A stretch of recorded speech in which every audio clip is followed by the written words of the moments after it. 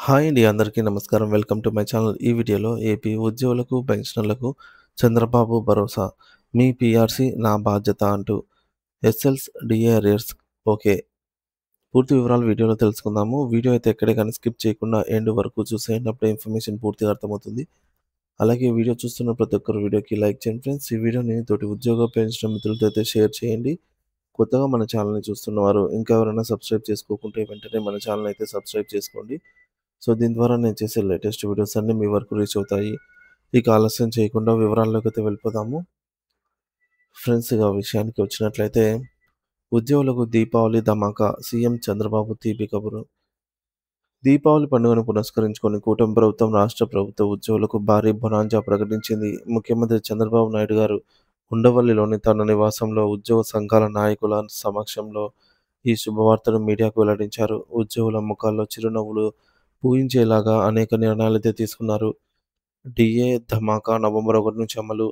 ఉద్యోగులకు నవంబర్ 1, 2024 నుంచి అమల్లోకి వచ్చేలాగా ఒక డీఎన్ఎస్ అలవెన్స్‌ను ఇవ్వనున్నట్టుగా ప్రభుత్వం అయితే ప్రకటించింది. ఈ నిర్ణయం వల్ల రాష్ట్ర ప్రభుత్వంపై నెలకు రూ. 165,00,00,000 అంటే సంవత్సరానికి దాదాపుగా రూ. 1,980,00,00,000 అదనపు భారం పడనుంది.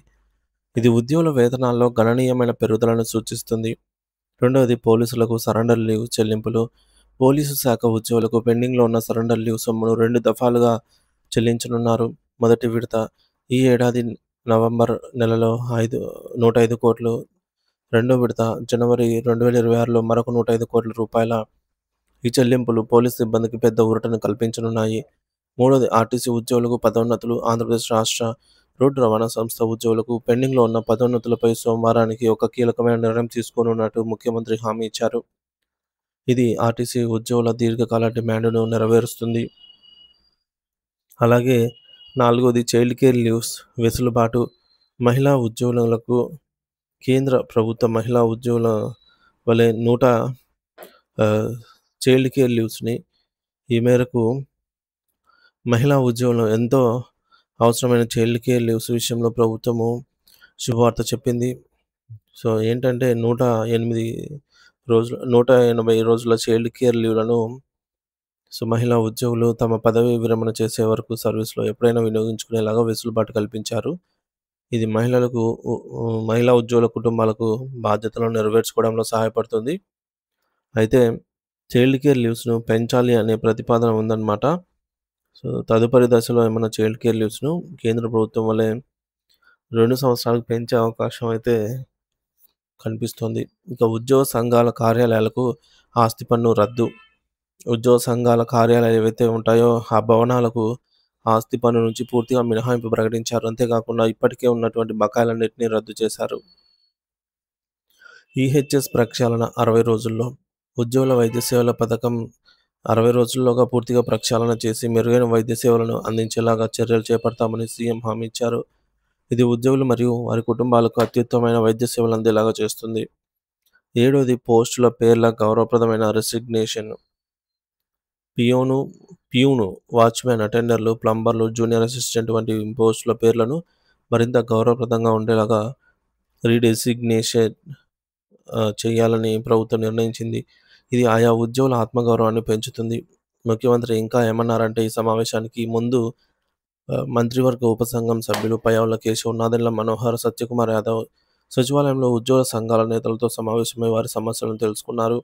అనంతరం వారంతా ముఖ్యమంత్రి చంద్రబాబు నాయుడు గారితో సమావేశమయ్యారు. సీఎం ఉద్యోగ సంఘాల నాయకులతో మాట్లాడుతూ ఆర్థిక ఇబ్బందులు ఎన్ని ఉన్నప్పటికీ ఉద్యోగులకు చేయాల్సినవన్నీ కూడా చేస్తున్నామని స్పష్టం చేశారు. ఆయన చెప్పినవి మరికొన్ని కీలక అంశాలు ఏంటంటే పీఆర్సీ బాధ్యత నాది. సో, మీ పే రివిజన్ కమిషన్ పీఆర్సీ బాధ్యత నాదే. పీఆర్సీ గురించి నాకు వదిలిపెట్టండి. ఆర్థికంగా వెసులుబాటు రాగానే పీఆర్సీ ప్రకటిస్తాను. మీకు సుముఖంగా ఉండేలాగా పనులన్నీ చేస్తాను అని హామీ ఇచ్చారు. ఓపీఎస్ సమస్యపై చర్చ. పెన్షన్ 2004 కంటే ముందు విడుదలైన నోటిఫికేషన్లలో ఎంపికైన వారికే పాత పెన్షన్ పథకం ఓపీఎస్ వర్తిస్తుందని సుప్రీంకోర్టు తీర్పిచ్చింది. ఈ సమస్యను ఎలా అధిగమించాలో ప్రస్తుతం చర్చిస్తున్నామని సీఎం తెలిపారు.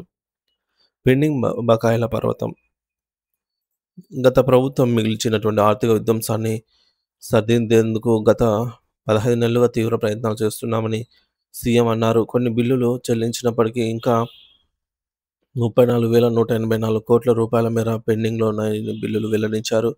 ఉద్యోగులకు 4 డీఏలు పెండింగ్‌లో ఉన్నాయని, ఇవన్నీ కలిపి మొత్తంగా 7,000,00,00,000 బకాయిలు చెల్లించాలి.